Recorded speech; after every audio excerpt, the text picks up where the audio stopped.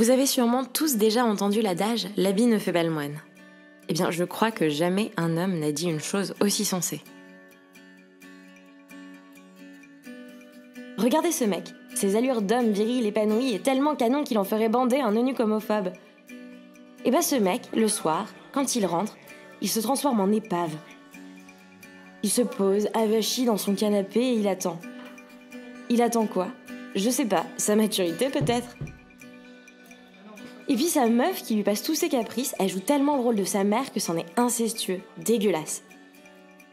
Et cette jeune femme, avec son air coincé, sous ses allures de Sainte Nitouche et de « la famille c'est un papa et une maman », elle se laisse quand même pas mal tenter par 2-3 vices. En même temps, si sa vie est aussi folklore que ses fringues, il faut bien qu'elle s'évade un peu. Certains regardent des films ou écoutent de la musique et d'autres sont plus trash. Pour le coup, son truc à elle, c'est le voyage intérieur. Je sais pas trop où elle va, mais une chose est sûre, elle y va et elle s'y plaît. Oh, regardez-le, le petit bonhomme, tout mignon, tout gentil.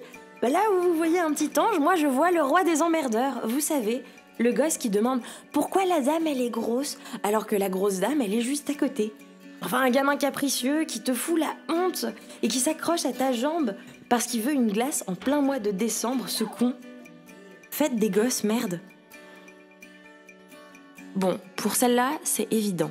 Une ado qui ne pense qu'à sa petite personne, au mec, et à avoir les dernières chaussures qui vont rendre vertes de jalousie toutes ses copines. Et pourtant, quand elle rentre, c'est pas la folie. Après avoir porté toute la journée la casquette de la gamine insouciante, elle la troque contre celle de femme au foyer. Sauf que là, l'enfant, c'est sa mère. Et elle aimerait partir, mais où? Puis ce serait égoïste. Laisser sa propre génitrice livrée à elle-même, c'est signer son arrêt de mort. Et même si l'idée ne la dérange pas, elle ne peut pas s'y résoudre. Mon Dieu, et celui-là? Je vous présente Monsieur Banalité. Regardez-moi le vide dans ce regard, dans ce corps. Typiquement le garçon qui ne fera jamais de vagues et en même temps il faut le comprendre. Qui voudrait se faire remarquer et comment approcher les gens alors qu'on se dégoûte soi-même? Pense qu'à une chose, à sortir de là. De ce corps dans lequel on l'a foutu alors qu'il a rien demandé.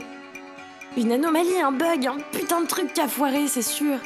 Monsieur, vous vous êtes trompé, j'ai pas commandé la chose entre mes jambes, il y a erreur sur la personne. Enfin du coup, pour faire passer la pilule, il se dit qu'il doit pas être seul, qu'il y en a d'autres à qui ça arrive et il écrit. J'écris sur vos vies et je vous emmerde.